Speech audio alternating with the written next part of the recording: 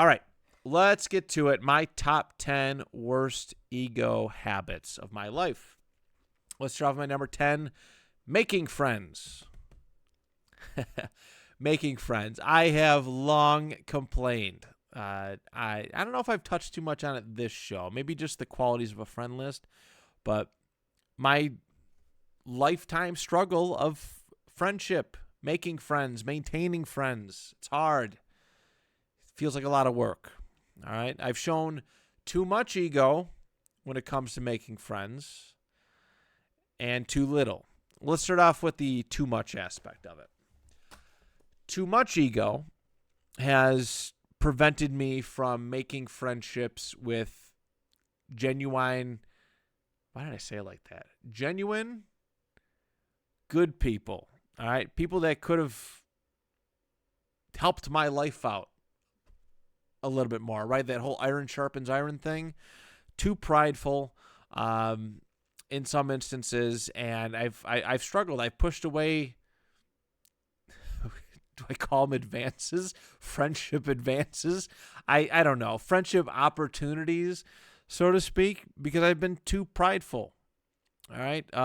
And there were some great casualties, great people that were casualties when it comes to making friends. But on the flip side, I've also shown too little ego in some other instances. And the people that I have let into my circle at different points in time, certainly not currently, but at various other points in time, were the wrong people at the necessary time, or the wrong people at the wrong time. And they ended up becoming lessons down the road. So friends, you got to find that you really got to screen a little bit better. At least, again, this is more so my reflection here, but choosing my friends a lot more wiser. All right. I think right now in this point in time, I have mastered the fringe friend role to perfection. And while I do have best friends, I love being, I'm like on the outskirts, but in just the right way. It's very hard to explain, but I've mastered the art of being the fringe friend. Am I there always? No, I can't be. I have a child to raise, and I have other obligations to take care of. But when you need me, I will be there. Chef's kiss, mastered it. But again, too much of it has led me to derail relationships, friendships before they even started, some potentially really good ones. And too little has allowed me to have too big of a friend circle or have the worst possible people in my friend circle at various points in time. So that's my number 10 is making friends. Number 9, acknowledging people who are different than me. All right, and this can stem from a lot of different angles. All right, I will admit there were some points when I was younger that I was a lot more ignorant to things that are a lot more accepted now. All right, and that was ego. That was too much ego. And I was wrong. I was certainly wrong in the way I dealt with it. And I'm glad that I can openly admit it. All right, I'm not going to bow and and do that sort of thing, but I openly admit that I've made mistakes in my lifetime when it comes to acknowledging folks who are different than me or think different than me or operate differently than me. All right, I have no problem with that. I've overcome that. There was too much ego in that. But there's that element of it. And there's also like people who don't like work as hard. Like I'm a grinder. I love to grind. I love to work hard at stuff I do. When I was in wrestling, all right, when I was in high school wrestling, I wanted to be the best. So I surrounded myself with the best. And that left little time for some of the up and coming people who maybe not have could have used a push in some cases. There's that. Pro wrestling, I'm going to deal with that in a little bit too, but Like, I grinded and I wanted to be really, really good. So people that were kind of like just doing it as a hobby, I had little time for or little effort for. Uh, Podcasting, I've done my part in trying to help out everybody, but there's only so much I can do.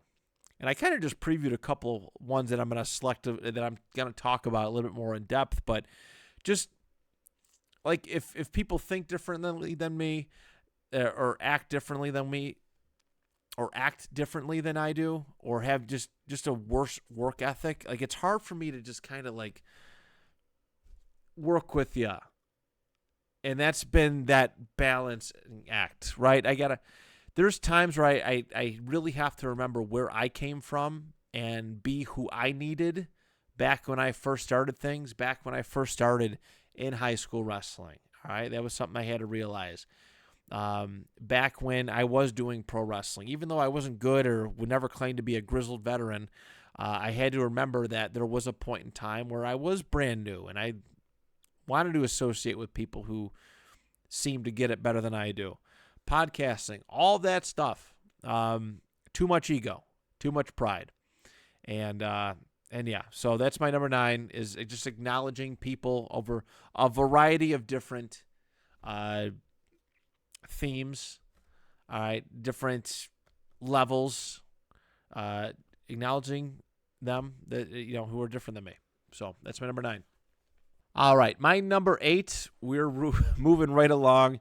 We're going to deal with my podcasting story, okay? My podcasting life story. And it's a little bit of too much and a little bit of not enough ego, all right? Too low, too little ego. All right, the too much aspect was me before. I think I have a little bit of the too littles right now, but the too much aspect was the grinding aspect, which I already mentioned. But once I settled into a routine, I hated changing it. I really didn't like to change it much. My ego prevented me from doing video content when I was doing all of my shows way back when. All right, we don't need video. We don't need that. We're too good for that. We're just audio podcast only. And I can almost guarantee it, again, sounding egotistical, that if I had switched over to a little bit more heavier video presence, that maybe I would still be doing some of those other ones. All right, or maybe something better would have come from it. Maybe a sponsorship that I had always been seeking and hoping that my time and effort would have been justified. Ego prevented me from growing in podcasting. It did.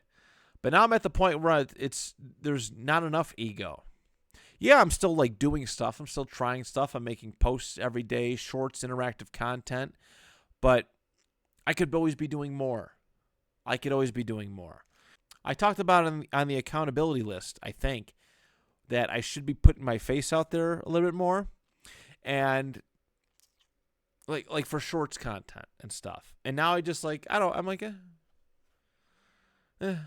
Now I'm, but in the wrong direction. You know what I mean?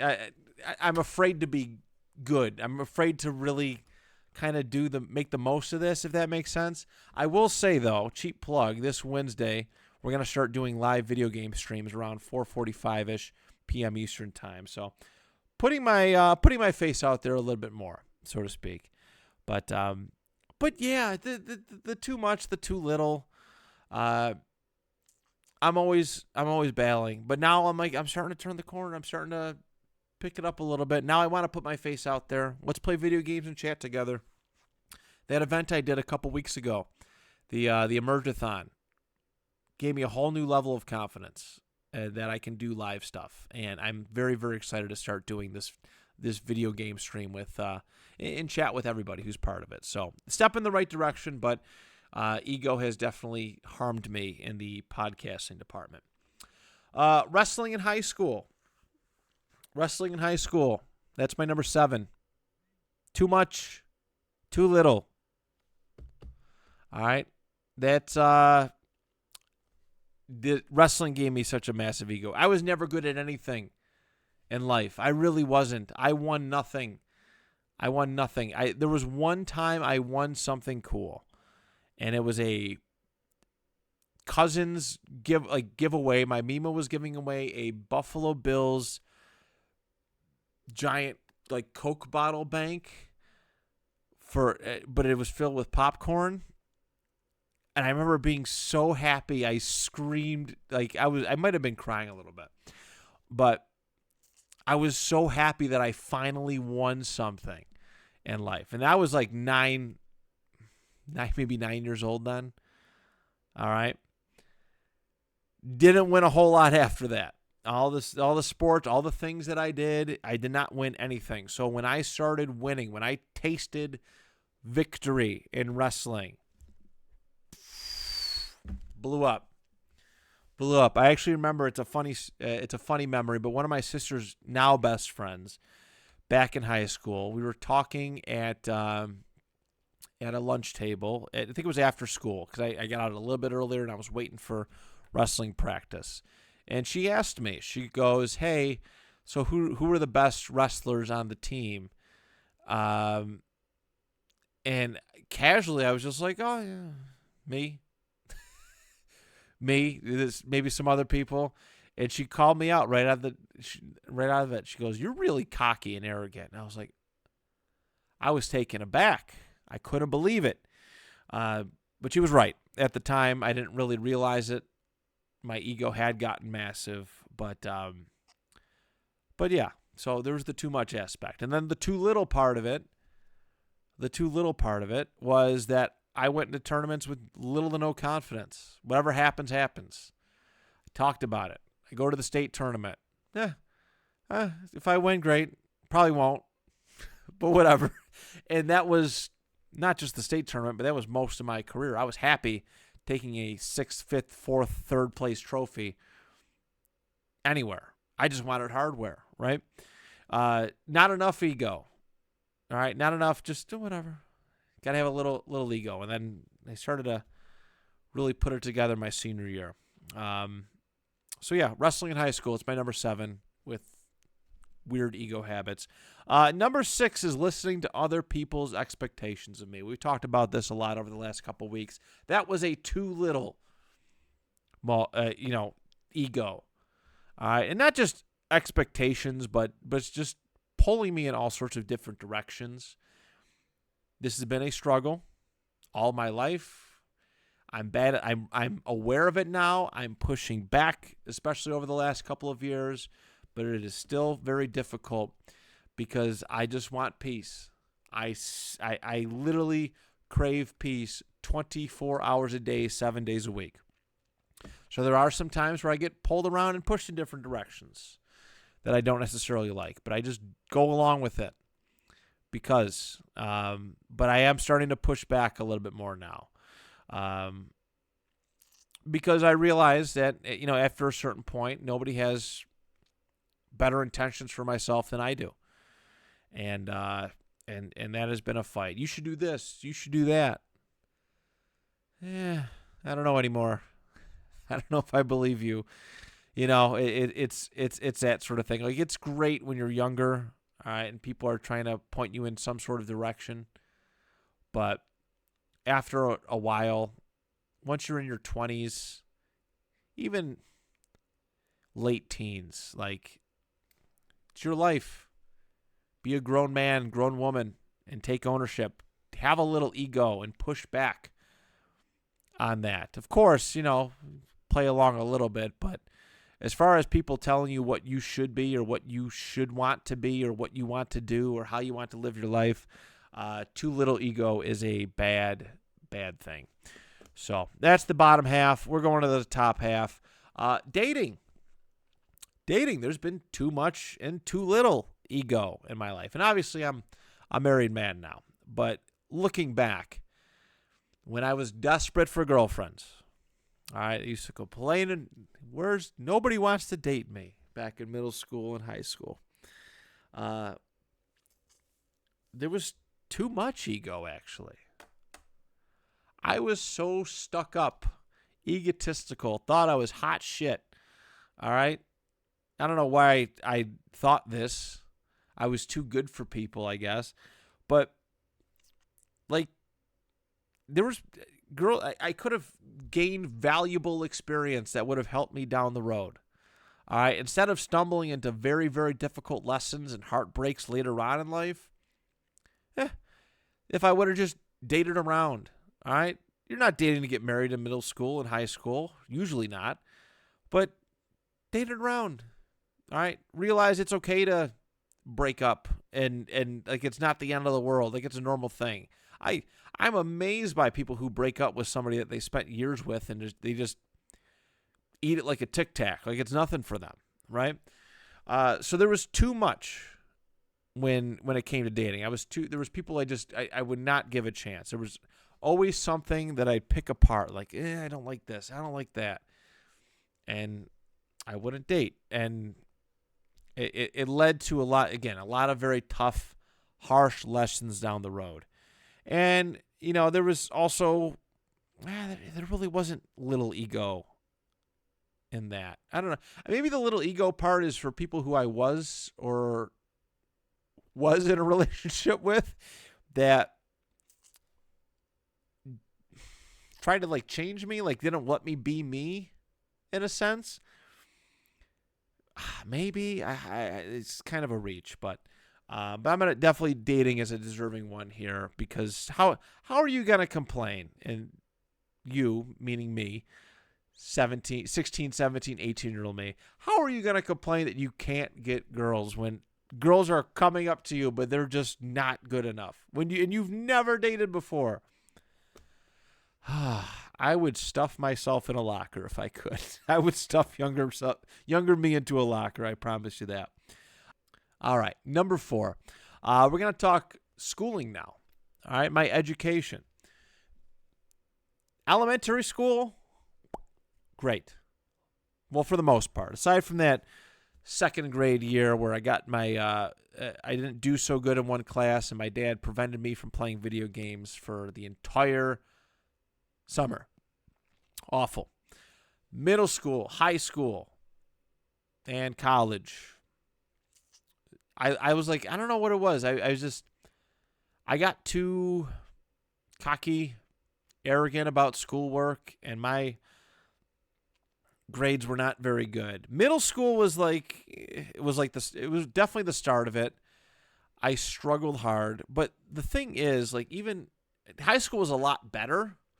I did go to summer school for math in 11th grade, but for the most part, it was pretty good. But here's the thing: like, I never studied. Like, I never really studied.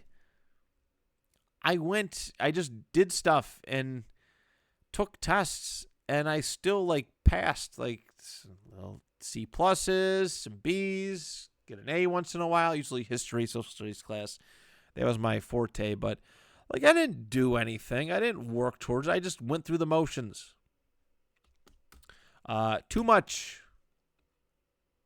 ego, too prideful to study and maybe make a difference. All right, make better. And of course, college. Now that I'm still paying for a college degree that I've never gotten to touch, that I never earned, none of that.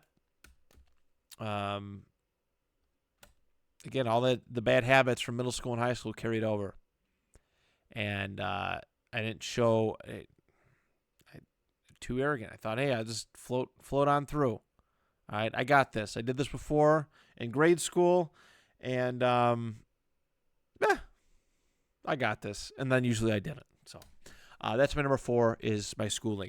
Number 3 is social media. Good Lord, we are talking about social media again.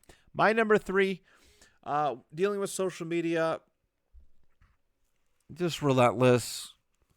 Nonstop. It's too much. I've been too much on social media. I'm not going to elaborate too much on it, but I overbearing, to say the least. Annoying, posting too much, all that stuff. It led to people having an idea of me that wasn't accurate, at least that I didn't think was accurate, and I was way too comfortable disrespecting people on social media too.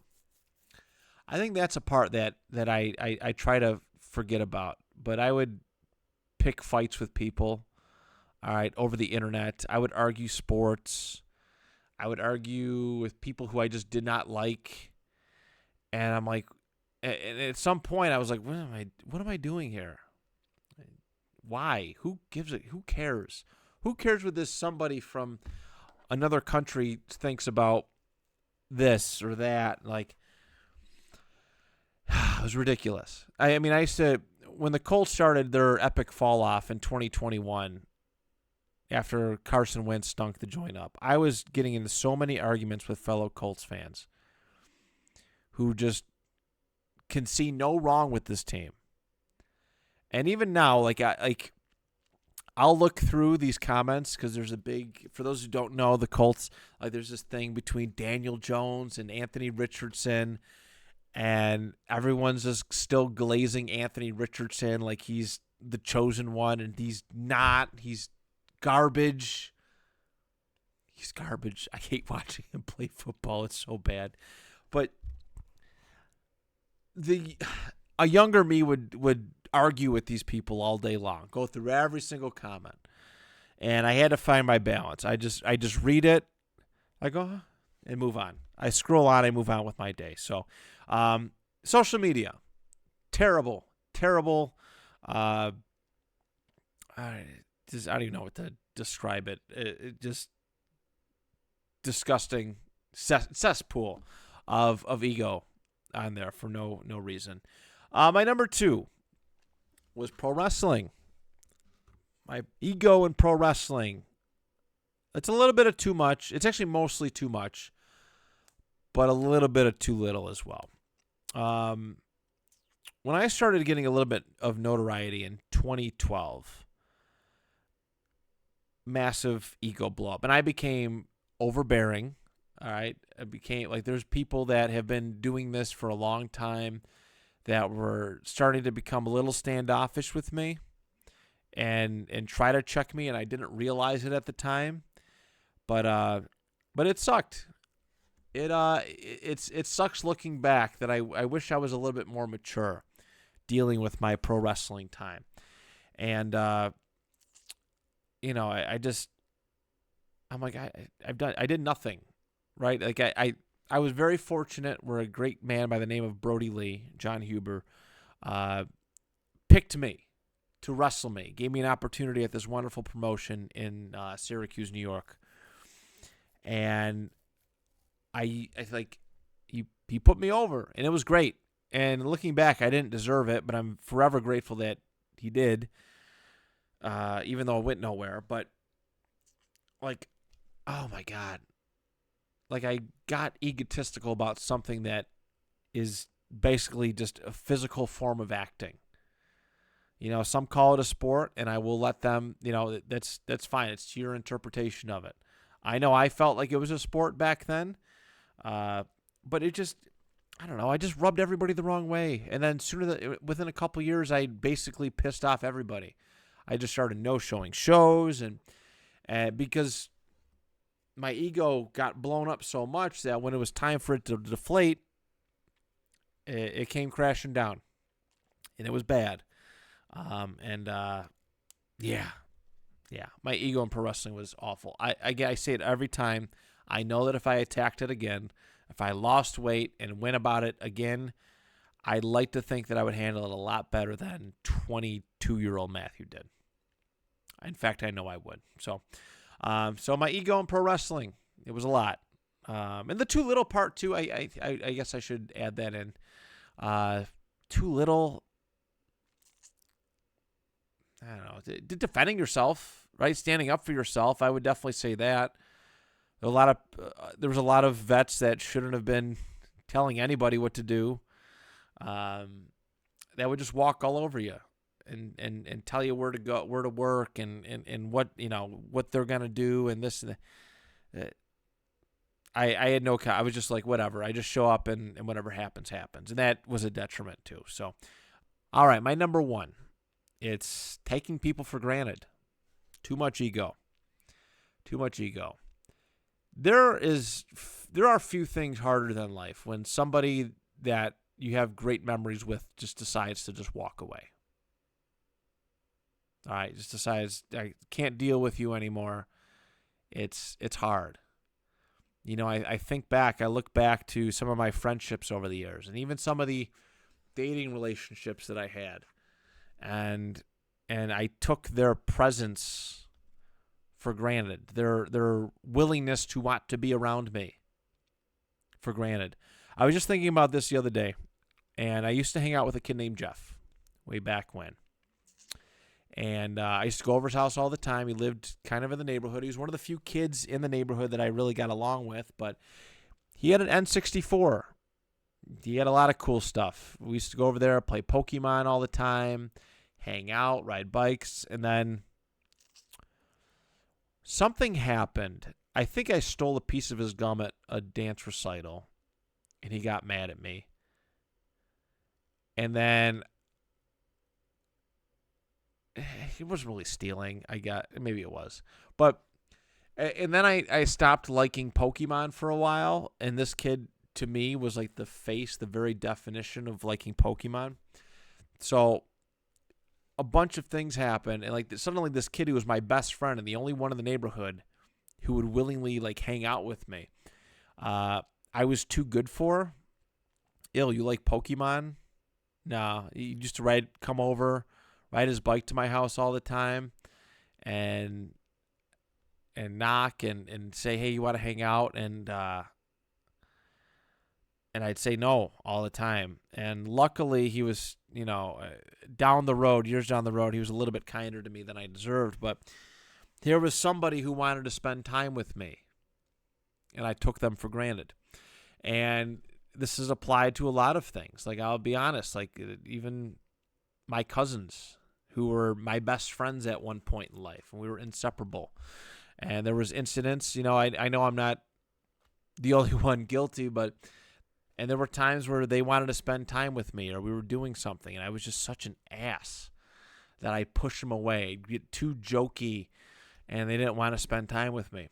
And now I think there's some pretty healthy boundaries, I guess. Like, I don't get included in stuff, and it is what it is. It's kind of my fault that led us to this, but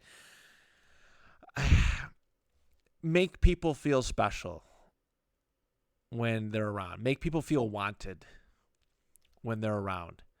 That's something that I've had to work on a lot. There's been I can dozens upon dozens upon dozens of people, great people that I've interacted with over the years that were great to me, better than I deserved, and I took them for granted. And it's haunted me for a long time, and I still struggle with this. I never know when too much. Like, I try to tell my friends that I love them all the time. I try to tell everybody that I love them all the time, and to make them feel special. But I know that there's some times where, even though I'm doing what I feel like all that I can in the moment, that I'm not doing enough, and it's a struggle. So taking people for granted, that probably is my worst ego habit of all time, because looking back, I have been, and I hate using this term, but I've been blessed with so many great people in my life. I have met so many wonderful human beings who have all taught me something in one way, shape, or form, showed me love, made me feel special at one point or another, and then taking them for granted. One day they're there, and then the next they're gone. So